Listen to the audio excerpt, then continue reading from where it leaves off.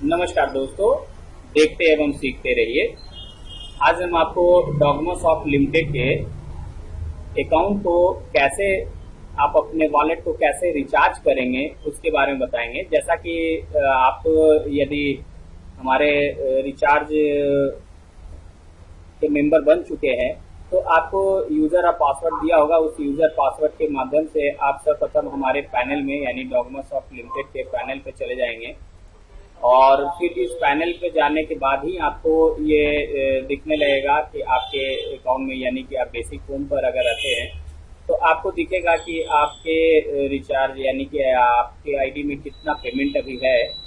और जैसा कि इसमें 959 दिख रहा है, यानी कि हमारे आईडी में 959 रुपया है और इसमें हम चाहते हैं कि हमारा 2000 रुपया 1500 रुपया और ऐड हो जाए।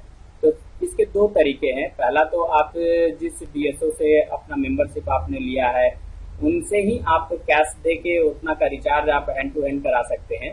दूसरा माध्यम है कि आप अपने वॉलेट के माध्यम से खुद ब खुद इसे रिचार्ज कर सकते हैं। जैसा कि आप वॉलेट पर क्लिक करेंगे और अपडेट पेमेंट पे जाएंगे तो ऐड फंड रिक्वेस्ट है।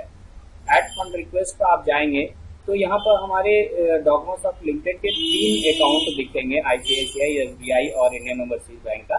आप नेट बैंकिंग के माध्यम से सर्वप्रथम इनके यानी डॉगमासॉफ्ट के तीनों में से किसी एक अकाउंट में आप फंड ट्रांसफर करेंगे। जैसा कि दोस्तों फंड ट्रांसफर करने के लिए नेट बैंकिंग के जो तरीके हैं उसमें स्टेट बैंक का जो है, जैसा कि मैंने अपने स्टेट बैंक का लॉगिन कर रखा है, इसमें आपको एक पेमेंट एंड ट्रांसफर का ऑप्शन होता है। उस पेमेंट एंड ट्रांसफर पर आप जाते हैं तो फिर इस तरीके से आपको विंडो खुलता है। इस विंडो में बेनिफिशियरी नेम और अकाउंट नंबर, जैसा कि आप अगर स्टेट बैंक में भेजना है तो डॉगमासॉफ्ट का बेनिफिशियरी नेम डॉगमासॉफ्ट डाल देंगे, अकाउंट नंबर डाल देंगे और यदि आप स्टेट बैंक के स्टेट बैंक है तो विद इन बैंक डालेंगे और जो भी अकाउंट होगा आप यहाँ पे अकाउंट आप डाल देंगे। अकाउंट डालने के बाद आप टर्म्स एंड कंडीशन एक्सेप्ट करते हुए सबमिट करेंगे। तो सबमिट करेंगे तो फिर ये आपसे सबमिशन के बाद एक ट्रांजैक्शन आईडी आपको सारा डिटेल है, इसको आप सेव कर लेंगे। यानी कि जो ट्रांजैक्शन आपका हुआ है उस ट्रांजैक्शन का एक ट्रांजैक्शन आईडी के रूप में आप उसको स्क्रीनशॉट लेके और जेपीजी मोड में उसे सेव कर लीजिएगा, ताकि ये हो जाए कि हाँ आपने ये पेमेंट हमारी कंपनी को डॉगमासॉफ्ट को आपने भेजा है।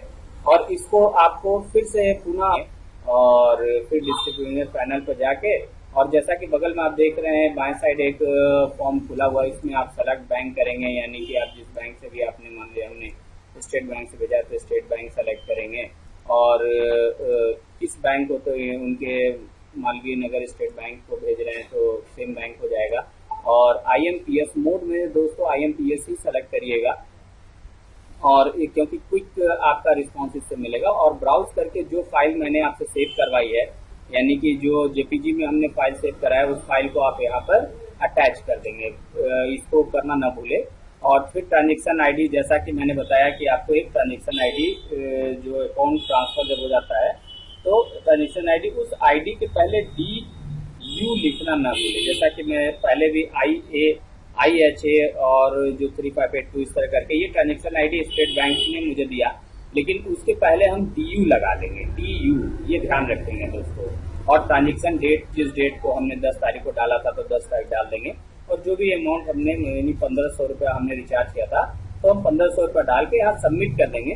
तो सबमिट कर देंगे तो फिर ये रिक्वेस्ट डॉगमासॉफ्ट को तुरंत मिल जाएगा और मिलने के बाद वो आपके अकाउंट में फंड ट्रांसफर कर देंगे ऑटोमेटिक। अगर ऐसा होता है, अगर नहीं होता हो तो फिर आप हमारे कांटेक्ट टीम को, यानी कि आप सपोर्ट टीम को कॉल करके इसकी सूचना भी दे सकते हैं। तो दोस्तों एक बार आप इसे करके जरूर देखें ताकि आपको बार बार रिचार्ज करने में कोई दिक्कत ना आए। धन्यवाद।